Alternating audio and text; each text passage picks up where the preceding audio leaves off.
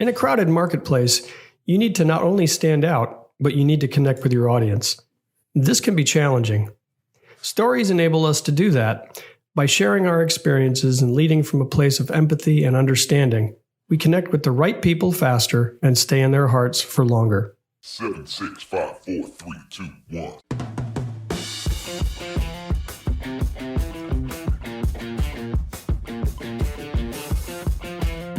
Hi, and welcome to the Marketing Essentials podcast.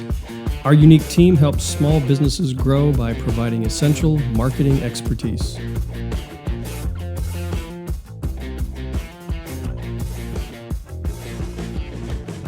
Hello and welcome to the Marketing Essentials podcast. I am Bill with W. Palmer Photography. I'm Justin of Justin Kerr Design. And I'm Alicia with the Spark Social. And together we make up the Marketing Essentials team. Welcome back to the podcast. So today we have a guest with us, Nikki Groom. Thank you for joining us. I'm going to do your bio and then we'll take it from there. So Nikki Groom helps you position your business for success by building your brand from the inside out and transforming your vision for change into reality through the power of authentic marketing. She's the host of Movement Makers, a podcast, which features in-depth conversations, unfiltered stories from businesses, leaders, and making a difference on the planet. Oops, I think I messed that up a little bit, but features business leaders making a difference on the planet.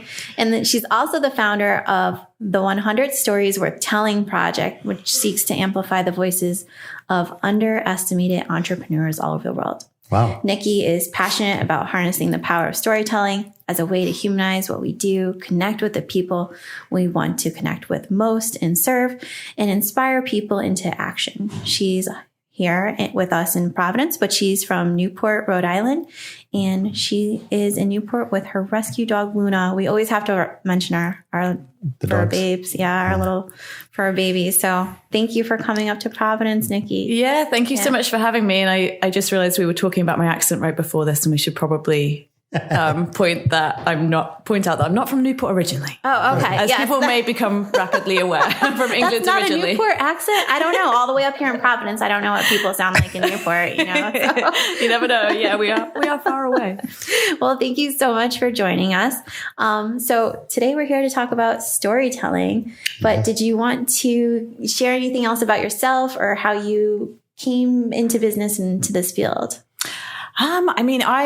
My background is in marketing, and that's how I actually came to be in the States in the first place.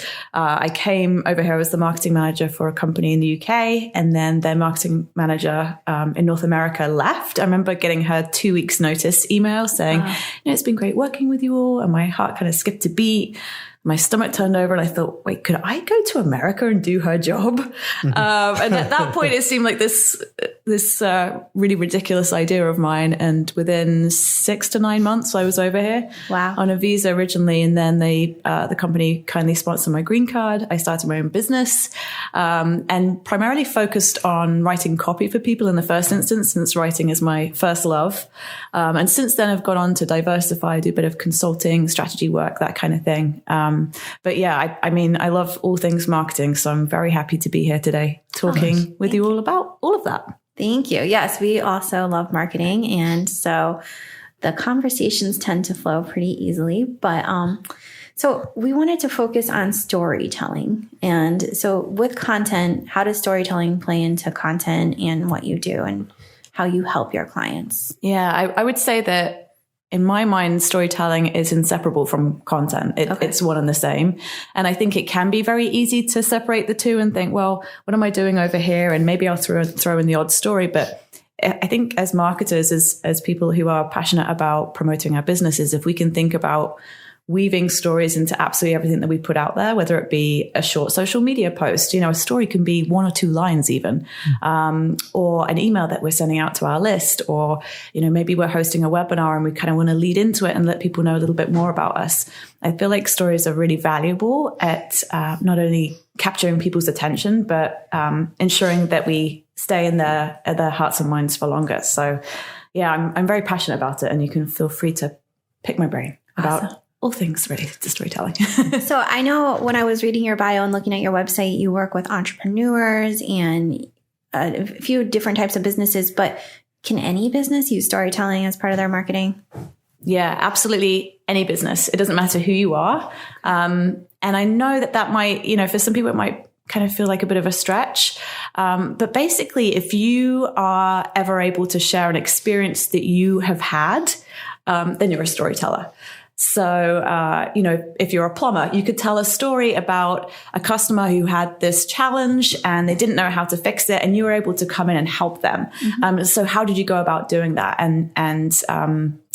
So I really feel like whenever you, as a service provider, as a business owner, have clients who have a certain issue, if you can speak to that and use storytelling to do that, it really kind of brings to life what you offer people. I was just thinking about a conversation that we had earlier and talking about how some clients are a little difficult to work with. And I was thinking about the HVAC that we were talking about before. And that's Nikki just picked up on a plumber, right. Which, because I think some people think, well, that doesn't fit for my type of business. I don't have anything to tell, or there's no creative. Well, the other one I hear a lot is lawyers. It's like, okay, you want me to tell a story? Well, I can't obviously divulge any kind of client information. So what's my story? If I'm going to say an estate lawyer or a personal injury lawyer, what's the story there? Yeah, well, I kind of approach it in a couple of different ways. And so one is kind of thinking about your own experiences. And so people really want to know what your motivation is for wanting to help them in the first place. They want to know that they can trust you. They want to know that you have their best interests at heart. And so what you could do is talk a little bit about why you decided to go into a certain field in the first place. Why are you doing what you're doing? What kind of led you to that place? And now what really lights you up about the work that you do? Why do you feel like it's important? And I talk a lot about leading with empathy. So when you answer that question, I know that oftentimes we work for ourselves because we want financial freedom or we want to go on more vacations or whatever it might be. But think about it in terms of the people that you most want to serve. Like how do you really want to impact their lives? And it could be in a really small way, getting them out of the stress of, having a water leak. I don't know, but it really is applicable across the board.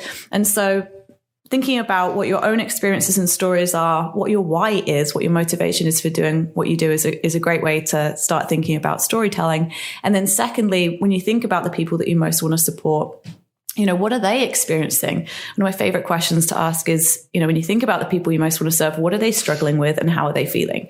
I think that sometimes as marketers, we can get really stuck in that trap almost of thinking, okay, well, what is my ideal client avatar? And we have this long list of things, but ultimately that's what it really comes down to. When you're trying to communicate with people in a way that really resonates with them, what are they struggling? How are they feeling? And then how can you tell some stories around that? So you might have had some experience working with a certain client, and you can tell that story. And again, you don't necessarily have to name names, but just kind of having that understanding of their situation, I think puts you in a position of being able to share stories that will connect with them because they'll see themselves in that story. That's that is a great point. All great points. And I think one thing that you said, and it made me think, was I was speaking to an attorney who does family law, and that's a really, really hard area of law because divorce and, court case and custodies and privileges you can't talk about.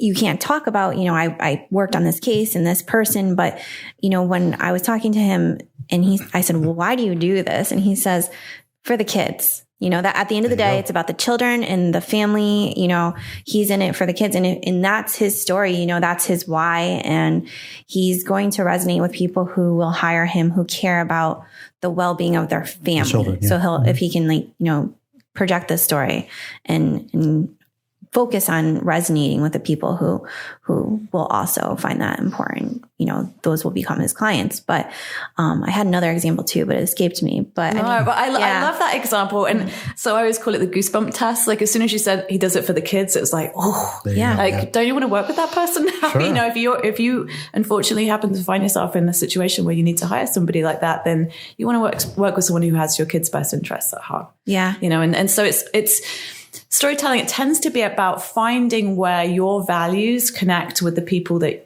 I talk about it a lot in terms of the people you most want to serve. You'll hear me say that again and again and again. It's because, I think so often we almost dehumanize people. We call them prospects and clients and customers, but ultimately they're people, targets, subscribers, followers, friends, that's the friends in the social media sense. But yeah, I think, if we can remember that these are people who have a need and we want to serve them and we have the ability to do that. And sharing our motivation can be incredibly powerful. So I love that example. And the great thing about stories is the fact that it brings it to that personal level beyond just, a number, like you were just saying. Exactly. And people want to do business with people that get them, that understand them, that have the same type of values that they have. Yeah. Like you said, without that, you're just a bunch of clients, chasing after the next. Exactly. Yeah. I always say, people don't do business with businesses. They do business with people. It's easier for me to say. Yeah. And they do business with people that they know, like and trust. And exactly. So that is really what storytelling brings to the table. Sure. And go ahead. No, you go ahead. No, you. No, you first. Trying to be polite here, We're not this polite in real life. No. Shut up. When we have guests, we're on our best behavior. I just totally lost my whole question now. Thanks. It was my goal. No, I'm just kidding. Messing with me. She's always messing with my head. That's good. I was going to say, if you're ready. Go ahead. But how do you get started telling a story? It's not just like I open up my Facebook and, I'm just going to tell a story today about, what is the strategy? How do you Once upon a time. There you go. Just start there. Yeah. Follow Bill's advice. Well, I think one thing that people get stuck with is that they think that they have to have one overarching story that they tell over and over and over again. And that can be valuable, of course, because it tends to be, people kind of know you for that story. But I really believe in, you can have any number of stories and you can find stories absolutely everywhere. So for example, to use this situation that we find ourselves in right now, I could tell a story. I could open up my Facebook and say, I'm going to not be able to think of a specific example now, but I was talking to Alicia on her Marketing Essentials podcast yesterday, and something she said really, really stuck with me, and then kind of lead into the story from that place. So you kind of start from a very specific incident, and then you lead into.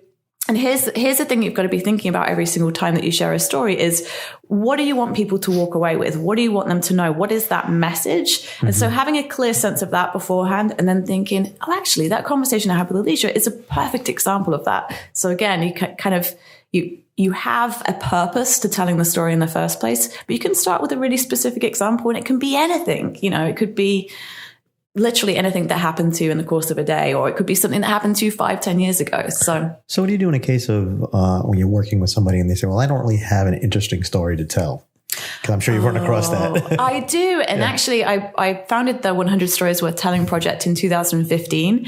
And that's one of the things that I ran up against quite often, especially because some of the storytellers were sharing like these kind of mind-blowing stories. I had one person, Karen Volo, who actually ended up behind bars for crimes that she did not commit. Wow. Was in jail for almost 4 years before being let off without any charges being pressed. She tells the story about, teaching yoga on the prison roof, and mind-blowing story. Yeah. So I started sharing stories like this, and a lot of people started to say, well, Nikki, I've never been to jail. I don't think my life is so boring. I haven't been to jail. Right. It's I don't think I have a story worth telling. And actually, one of the people that had said this to me, I knew that she'd had this cancer scare. I knew that she was an incredible and inspiring serial entrepreneur. And I thought, what are you talking about? Of course you do. And so what I started to do is share more sort of down to earth, everyday stories. And I think that we can often fall into the mindset of thinking that our story has to be it has to be over. It has to be complete. And so you'll hear, I know that you'll all have heard of the term rags to riches stories. So it's I was here and things were terrible and now I'm here and things are great. And I think that we can do something a little bit to disrupt that and help people feel less alone in whatever they're going through by sharing kind of more of those everyday stories. It doesn't have to be big and glitzy and grandiose. Yeah. I think that's an important point, because people feel like they're not as worthy of a story or their life isn't exciting. And even I struggle with that, but I guess that's why you work with a professional, because then they can extract something from you or teach you. It's a mindset, I would say, to like you were saying, take stuff from your everyday and make that into content. That's a mindset. It just doesn't happen overnight. I would assume. I think it takes practice too, I'm sure. Yeah. And I mean, it's funny because I'm sitting here and I'm talking about storytelling, and it's, you can start small. I'm actually, and it's really weird to be saying this out loud, but I'm writing my first book. Oh, wow. And it's kind of been 40 years in the making, but never mind. Actually, maybe not quite 40 years. I just realized I'm aging myself. And one of the things that I find really easy to do is tell other people's stories. And by the way, that's kind of a little hack. If you are struggling to share stories about yourself, think about your customers, think about some of the people that you want to help and share those stories maybe instead, because I really have been struggling to put my own stories into this book because all those negative stories keep coming up. No one cares about this. This is boring. Like, and people are going to be like, wow, Nikki, we don't care. Get to the good stuff. So I've really been wrestling with that myself. And I think that's why it is so helpful to kind of start small, keep things bite-sized, maybe just do like a little tester. Like, maybe I'll just share this on Facebook, or I'll share this on Instagram, or I'll share this in an email newsletter that I send out, and let me see how it lands. And let me see if anyone kind of responds. And I kind of look at it as like low stakes marketing. Okay. So it's like, it's okay if no one really responds or no one likes it. You can just move on and you can try something else another day. But yeah, definitely writing the book it feels very high stakes. And so I keep getting stuck in that. I can imagine. Mindset. Yeah. I'm thinking about trying to tell my stories. Oh gosh. Writing a book is no small feat. No. Yeah. So, but I think that's also, people with social media, you can test and, well, I don't want to say test, but you can experiment with different ways of getting your message across and fine tuning your storytelling abilities. So, and seeing what people resonate with. And that's the beauty of social media. Do you feel like there's a correlation between the rise of social media and businesses gravitating more and brands gravitating more towards storytelling? Is there a connection between the two? Yeah, I mean, I can't remember what the stat is now, but we're sold to like a ridiculous number of times every single day. And sometimes maybe we don't even consciously realize it. And I think that there's just been this shift away from people are wise to, different companies trying to sell them different things. And it's not that storytelling is kind of this covert way of selling. It's more just understanding that people really do want to work with and buy from people who they do trust and they do believe have their best interests at heart. And I think that social media is such a great medium for showing up regularly and showing people a little bit of who you are. This is our approach. This is how we work. This is why we really want to help people like you. And here are some examples of how we've been able to do that. So it is, I wouldn't have been able to build my business without social media. I actually now tend to work with more and more companies in the Rhode Island area. Nice. But when I first started my business, I was working with people all over the world. And that's what social media gives you the ability to do. You don't have to limit yourself necessarily. Obviously, it depends on what you do. But yeah, I found that social media was a great way for me to do that. And so, yeah, I think it's just a nice way to be able to show people a little bit, as I say, of, who you are and be transparent and help them trust you and know that you've got their back. Yeah. I think it was a HubSpot talk that I was at, or one of the leaders at HubSpot. But when you look at like marketing, the history of marketing, there's really three phases. It breaks down to the Mad Men days where marketing came to you. You didn't want that ad on the billboard, but it was there. You didn't want that ad on your television, but it was there. And that was the only way to market, was interruption. Then you look at like the progression of the internet and Google and websites, and people could come to you when they want it. They could, they could seek you out and find you and grab more of your content when they wanted it. And then if you think about social media, it's now a two-way road. Not only are people coming to you, but you can connect with them. There's this path of conversation that has opened that's never been there before in marketing. So it's powerful and amazing for businesses. Yeah. It's a lot of work, but it's an opportunity. Definitely. I remember when social media first became a thing and they talked about it in terms of like web 2.0 marketing, and suddenly people could go onto a website and they could post a review, and suddenly, users, customers, I'm doing the labeling thing, which we said we weren't going to do, but suddenly people had a voice. Yeah. And before that they really didn't. And so now if you do a terrible job of serving somebody, then they can go right on social media, they can write a terrible review, they can write a post, and they can let their friends know. And so it's even though we talk about this kind of mushy gushy stuff of really connecting and helping people trust you. At the same time, as a marketer, you have no choice except to show up in this way, because you can't do things behind closed doors anymore. You've got to be very transparent. You've got to show people what your motivation is. You've got to show people how you work with them, what your approach is and how you're different. And storytelling really enables you to do that. So I'm so glad you brought that up, because I remember HubSpot, particularly in the early days, talking about inbound marketing. And I was like, oh my gosh, this makes so much sense to me. This is the way that we need to look at marketing now. We've got to think about how we can create that really valuable content that helps people better connect with us and our brand and our business. So what ways, if somebody is, if a business wants to use storytelling as part of their marketing, and obviously social media is one, but can it be used in other formats or other ways? Is it always blog content? How does storytelling play out? I mean, when you're bringing it to marketing, or like bringing your marketing game out, I guess. Yeah, I think wherever you're creating content, and that could be for a talk that you're giving, a workshop that you're delivering. It could be for a blog post that you're writing, a podcast episode that you're putting out there. Literally any time that you're creating content that is designed to educate people, to let them know something about what you do as a business, I think that that's an opportunity to use storytelling. And so a couple times, and I probably haven't done it as much as I could have done during the course of our conversation today, but like even you're asking me questions, and I notice how other people do this during podcast interviews as well. If you can answer with a story, it just really brings to life what you're saying so much more. Sure. I haven't really got that down to a fine art yet, but when I remember, I try and throw some stories in, because again, I think it just kind of helps what you're saying to come to life. So yeah, really anywhere. And I know that's a very broad answer to your question, but absolutely anywhere. Yeah. Good point about presentations. I feel like when I've been to talks or presentations, the ones that I get drawn into most or most memorable are like, I think it was Anne Hanley or Hadley. I always say her last name incorrectly, but she usually leads with a story, because she's big on content and the art of storytelling.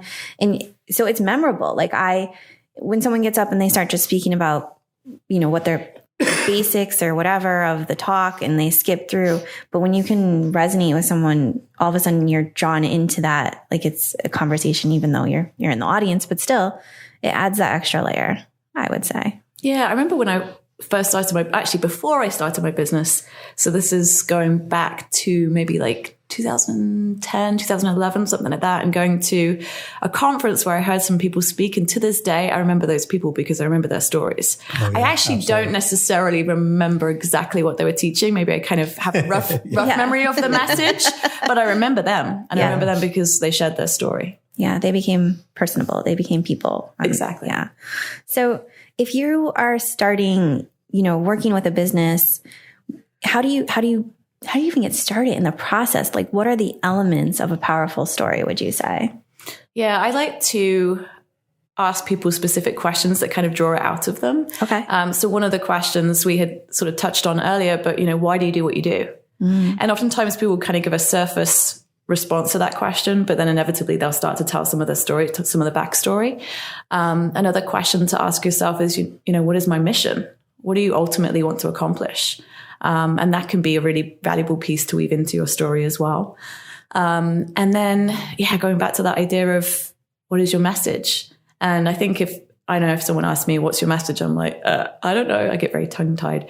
But if instead I kind of reframe that question for people and I say, well, who are the people you most want to serve, first of all? Can you kind of describe them to me? Tell me a little bit about them, what you know to be true about them. And then when you think about those people, when you think about what they're struggling with and how they might be feeling, what do you want them to know? And that's the message piece. And so I would say that any story kind of wraps with that message piece, and it sets the intention for the whole story.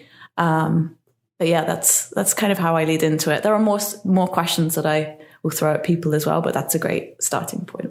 I can imagine there's layers of questions because, like you said, people will answer with the most obvious, why did you start your business? Or, they'll recite their mission statement and they won't really, or they'll recite like, well, it was handed down by the family or something. Like, to dig in, sometimes you really have to you have to work with people, I'm sure, like peel back the layers and. Definitely. Yeah. But I think it is something that So I don't know if any of you find this, but sometimes when I sit down with a blank sheet of paper or, a blank Word doc or whatever on my computer, there's a lot of pressure to write exactly the right thing. So you're like, okay, I'm going to write a story now. It's like, gosh, like, where do I start? So if you can have someone ask you questions and maybe just record your responses and then take those responses, maybe transcribe them using something like Otter or rev.com and just kind of polish from there, I think can be a really nice hack and an easy way just to kind of get yourself into the storytelling mode, which can be difficult to get into sometimes. Yeah. What was you mentioned a website or there's a couple of places that will transcribe your conversations for you. So if you have an app on your phone and you can record a conversation that way or however you choose to do it. One of them is Otter AI. Okay. And one is rev.com. I'll put that in the show notes because I think, a lot of times you're in the car or you can't, or it is just easier to speak sometimes than, like you said, a lot of pressure. Totally, because it just gets you because otherwess I think you overthink it. Like sometimes the page, right? I think it's all of us. Going, I don't know what to do with this. So there's less filter from the brain to the mouth versus brain to piece of paper. So exactly. Yeah. Well, this is very, very formal, sitting in front of a screen and you type. Whereas if you're just talking, you're not worried about, was that sentence structure correct? Did I remember? Sometimes I even make up words. Did I spell that word right? So, but yes, perfect. Yes, exactly. So. Well, this is a perfect example of that. Actually, I was talking to someone the other day and they said, when you're delivering a talk, for example, if you kind of black out during that talk and have no idea what you said, you probably did a good job. And like, I have no idea what I've said so far today. And I'll probably listen back to this like, I kind of like my response to that question, but like, it's just, it just kind of takes you out of that headspace when you're overthinking things. So. And maybe that is why podcasts have become so popular because there is no sitting down and perfecting. Once we can clean up the audio and you can cut and edit, but once you speak the words, it's out there. That's the podcast. There's no going back and rereading and tweaking. And blogging can be very intimidating. I can see that being a challenge. So I guess like closing out, Nikki, are there any brand stories that you really appreciate out there that it would probably like paint an example or a picture for some of our listeners? Or do you want to share any examples of success stories, clients or businesses you've helped tell stories? Yeah, brands, I'm not going to be able to think of any right now off the top of my head. But if I think of any after this conversation, then I'll be sure to send them over to you. Maybe you can include them in the show notes. But I just know, the whole reason why I started the 100 Stories Worth Telling project in the first place is because I just work with so many entrepreneurs. We'd have that initial phone conversation or in-person conversation. And I'd start to ask them some of these questions, why do you do what you do? And the stories that they'd tell me, just these kind of unfiltered stories about some of their experiences and their motivations were so inspiring. And so I would really recommend there's a Facebook page for the 100 Stories Worth Telling project. It's on my website as well if you're curious. Oh, we'll definitely put that in the show notes too. What I learned from those stories is that what made them really powerful is when they were telling these stories and then the work that they were doing, there was kind of this connection point. So if they had a certain experience, then probably the people that they were serving had also had a similar experience. And even though, as I said, some of these stories that I share are kind of mind blowing and, what some of these people went through. But again, going back to the plumber example that we used at the beginning, if you have been in even if you're a plumber, if you've been in the situation where you're kind of like, oh my goodness, like this is so frustrating. I have this issue. I'm going to have to fix this myself because this is what I do. Then you kind of know something of what your clients are going through as well. And so you can speak to that. So finding that connecting point, kind of that quote unquote Me Too factor is so invaluable when you're sharing your story. It's very good. Any other takeaways for the audience or any words of advice when it comes to storytelling? Yes, pause. Storytelling. Big pause. Yeah, I think the only other thing that I would say, and this is kind of a reframe on, what do you do? I don't know about the rest of you. I hate that question. It's like, oh gosh, what do I do? I don't know. Oh my gosh. Depends on the day you ask. Right, right, exactly. But I like to reframe that in terms of how do you help people? And again, I think that can help with the storytelling piece. And it shifts you into that place of service. How do I actually help people? I like that. And if you can even answer that question from that place, I think it always kind of piques people's interest and they want to ask you more and like, oh, how did you end up doing that in the first place? And why do you do that? And that kind of sets you up for a really great storytelling conversation. I like that. How do you help people over what do you do? I'm going to try that at a networking event I go to. That is awesome. I'm just going to wait to see how that happens. I'm going to see how that works. You should be the guinea pig. I'm going to put someone on the spot. But I really, really do like that. Thank you so much, Nikki. Yes, thank you for joining us today. Awesome. You're so welcome. Sure. This has been so fun. I feel like I could talk to you guys all day. We definitely can talk all day. So, but if people want to find you and continue the conversation with you, how can they do that? Yeah, my website is nikkigroom.com and I'm pretty much everywhere on social media at Nikki Groom, and I really value being accessible. So if anyone has any questions after this podcast, I would be happy to answer them. Just feel free to tweet me, at me, whatever makes the most sense. Send me a contact form. I don't know, that sounded very awkward. Whatever your preferred brand of social media is. Awesome. Thank you so, so much. And yes, please check out Nikki. It's nikkigroom.com. Yep. All right. Awesome. Well, we're now at the end of our weekly podcast, and I guess we'll see you all next week. See ya. Bye. Thank you for joining us today. And as always, you can find the back episodes of our podcast on Apple Podcasts, and you can also find us on our YouTube channel. Both of them are the Marketing Essentials team. You can find us on the web at marketingessentialsteam.com. And if you subscribe through our website, you'll receive a weekly email and letting you know when each episode has been published. Also, you'll receive a link to subscriber-only content. You can also find us on Facebook in our private Facebook group. Just search Little Roadie Marketing Support Group. It's a great place for other marketing professionals and business owners where we can share marketing advice, challenges, and general trends. Hope to see you there.